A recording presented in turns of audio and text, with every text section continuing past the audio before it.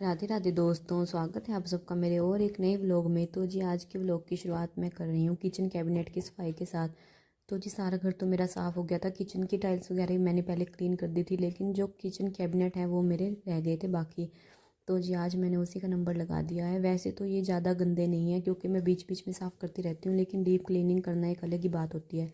तो जी सबसे पहले मैंने पतिदेव की हेल्प से उतार लिए हैं सारे डिब्बों को बाहर, और उसके बाद मैं करूँगी इनको साफ़। मैं इनको अच्छे से ऊपर ऊपर से ही साफ़ करूँगी, क्योंकि जब भी जो डिब्बा खाली होता है मैं उसको साथ के साथ मांज के रख के फिर सुखा के तभी सामान फिल करती हूँ। आप पानी भी देख सकते हो, बिल्कुल साफ़ ही पड़ा है सारे डिब्बे करने के साफ़ बाद भी। और जी हाँ, तो जी जैसे मैंने सारे डिब्बे कर दिए हैं साफ़। जो सबसे ज़्यादा गंदे अगर डिब्बे होते भी हैं वो नमक और चाय पत्ती का होता है, क्योंकि उन दोनों को बार बार ज़्यादा हाथ लगता है। जैसे आटा गूँध रहे हैं, रोटी बना रहे हैं, किसी ने नमक मांग लिया तो देना पड़ता है। तो जी यहाँ पे मैंने एक एक सामान कोई, ये बस एक जो इसमें चावल का आटा था वो मैंने चेक किया था कि ख़राब है या ठीक है, लेकिन वो भी फ्रेश था बिल्कुल, तो मैंने उसको भी दोबारा से रख दिया है। मुझे ऐसा कोई शौक़ नहीं है कि मैं भर भर के सामान रखूँ और फिर बाद में वो सड़ जाए या मुझे मिले ही ना। तो इसलिए जी मैं पहले ही अपने किचन में उतना सामान रखती हूँ जितना अच्छे से हैंडल हो जाए, और उतने ही बॉक्स हैं मेरे किचन में जितने अच्छे से मैं हैंडल कर पाऊँ। तो ये देखिए जी, फिर उसके बाद में ये कपबोर्ड है, ये मैंने दिवाली पे सफाई की थी, और आप देखिए 6 महीने बाद भी कोई इतने ज़्यादा गंदे नहीं है। ये नीचे वाला बॉक्स इसलिए ज़्यादा गंदा रहता है क्योंकि इसमें ऑयल वगैरह के डिब्बे रहते हैं। तो जी फिर मैंने ले लिया है साबुन, और बर्तन साफ़ करने वाला स्क्रबर ले लिया है। थोड़ी सी साबुन लगा के मैं सारे कपबोर्ड से जो है वो सारा मैल जो है वो उतार दूँगी। अच्छा हमारे कपबोर्ड में जो सनमाइका लगी हुई है वो है वाटरप्रूफ, तो इसलिए पानी से ख़राब नहीं होती। पिछले 6 साल से मैं ऐसे ही सफाई कर रही हूँ, और अब श्री जी कृपा से बिल्कुल ठीक है ये। तो ये देखिए जी, रगड़ने के बाद बस गरम गरम थोड़े से गर्म पानी से इनको अच्छे से कर दिया था मैंने साफ़, और कपबोर्ड हमारे हो गए थे एकदम अच्छे से क्लीन। और जब भी आप ऐसे कपबोर्ड कैबिनेट वगैरह की क्लीनिंग करें तो थोड़ा सा गर्म पानी लेना चाहिए, क्योंकि गर्म पानी से चिकनाई या जो दाग हैं वो अच्छे से हो जाते हैं साफ़। तो ये देखिए जी, मैंने अच्छे से चारों साइड से दोनों कपबोर्ड को कर दिया है साफ़। और जी अब मैं एक बार सूखे कपड़े से और गिल्ले कपड़े से दोबारा से जो इनके शीशे वगैरह लगे हैं उनको भी अच्छे से कर दूँगी मैं साफ़।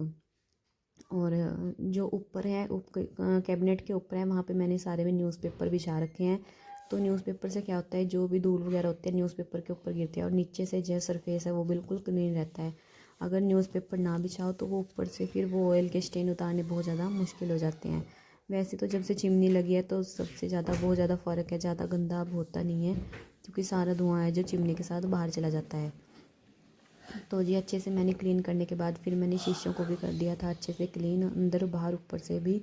और क्लीन करने के बाद फिर मैं न्यूज़पेपर को भी बिछा दूँगी। न्यूज़पेपर मैं चेंज नहीं करूँगी, क्योंकि जो बाहर वाली साइड है उसको अंदर करके अंदर वाली साइड को बाहर करके फिर अच्छे से मैं इसको बिछा दूँगी। तो जितने में मैं सफाई करी थी इतने में दीदी भी आ गए थे दूध लेके। तो जी फिर हमने कही थोड़ी देर बाद, और बात वगैरह करके फिर हमें, क्योंकि हमें कल घर जाना है तो हम उसी के बारे में बात कर रहे थे। और फिर हमने बात वगैरह साफ करके फिर मैं लग गई थी दोबारा से अपने काम पे। फिर मैंने इनको बुला लिया था कि एक बार आप आके बॉक्स वगैरह पकड़ा दो, और मैं फिर से कर दूँगी इनको अरेंज। तो जी यहाँ पे अच्छे से सूख गया था। तो फिर मैंने जो ये इसके लॉक लगे होते हैं इनमें मैंने एक थोड़ी सी लक्ष्मण रेखा जो है उसका पाउडर लगा दिया था। इससे क्या होता है कि कॉकरोच वगैरह फिर आते नहीं हैं। तो जी लगाने के बाद फिर पतिदेव ने मुझे दे दिए सारे बॉक्स उठा के, और मैं इनको कर दूँगी कैबिनेट में दोबारा से अरेंज।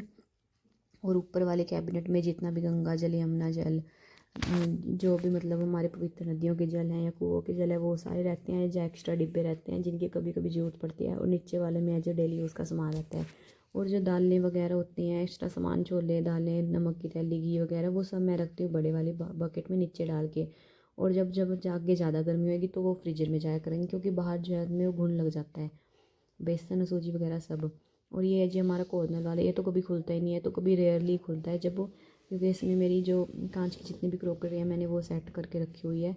तो जी ये तो बिल्कुल ही साफ़ रहता है कैबिनेट, लेकिन फिर भी मैंने बाहर बाहर से इसमें जो मुझे लग रहा था थोड़ा बहुत धूल, उसको कपड़े से कर दिया था साफ़, क्योंकि सारा सामान जो है वो बॉक्स के अंदर पड़ा हुआ है तो गंदा होने का कोई मतलब ही नहीं है। तो जी उसके बाद आ गई थी मैं इस बड़े वाले कैबिनेट को साफ़ करने में। ये वाला कैबिनेट जो है सबसे गंदा रहता है, इसमें है पूजा डैडी और इनका पूजा का सामान। तो जी पहले मैंने इसको सेट किया, और उसके बाद मैं इसकी करूँगी क्लीनिंग। पता नहीं तो ये चिमनी के बिल्कुल पास है इसलिए भी थोड़ा सा ये हो जाता है गंदा ऑयल के स्टेन वगैरह। जो नीचे वाला बॉक्स है उसमें थोड़ा सा ज़्यादा ही स्टेन लग जाते हैं। तो जी यहाँ पे मैं डैडी और के सामान को सारे को कर दूँगी रीअरेंज। जी यहाँ कहाँ ही रखूँ, क्योंकि फिर डैडी सुबह मंदिर में जाते हैं तो उनको फिर मिलता नहीं है, फिर वो आवाज़ें लगाते रहते हैं।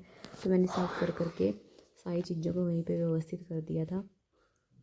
और जो सामान मुझे एक्स्ट्रा लग रहा था वो मैं उसको सबसे ऊपर वाले खाने में रख रही थी। तो जो ऊपर वाला खाने को साफ़ करके अब आ गया नीचे वाले खाने की बारी। और इसको मैंने फिर अच्छे से साबुन लगा के कर दिया था क्लीन, क्योंकि इससे जो दाग हैं वो उतर नहीं रहे थे।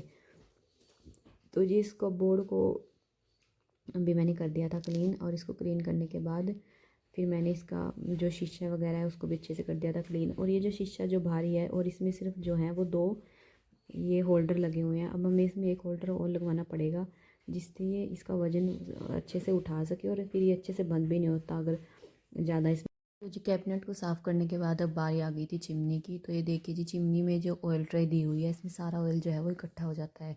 तो जी मेरे पास ऐसे कोई क्लीनर वगैरह तो नहीं है चिमनी साफ़ करने के लिए। मैं तो गर्म गर्म पानी से ही इसको साफ़ कर देती हूँ। तो अच्छा खासा उबलता हुआ पानी इसमें डाल दो, 2 मिनट के लिए होल्ड करो, उसके बाद साबुन से साफ़ कर दो, तो स्टैंड जो है वो बिल्कुल अच्छे से हो जाता है क्लीन। तो इसी प्रोसेस से मैंने गर्म गर्म पानी से चिमनी को भी अंदर बाहर से अच्छे से कर दिया था क्लीन।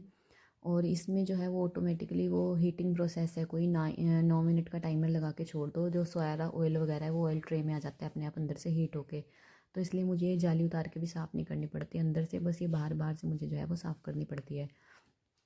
और जी ये देखिए जी चिमनी भी हमारी एकदम से ऑयल वगैरह सब साफ़ हो गया था। अब मैं इसमें टाइमर लगा के छोड़ दूँगी, अंदर से ऑटोमेटिकली हो जाएगी क्लीन। तो जी ये है मेरी किचन का फुल लुक और एकदम हो गया अच्छे सब साफ़ सुथरा। अगर आपको मेरी वीडियो अच्छी लगे तो वीडियो को एक लाइक ज़रूर कीजिएगा और चैनल को सब्सक्राइब कीजिएगा। मिलते हैं नेक्स्ट व्लॉग में। राधे राधे।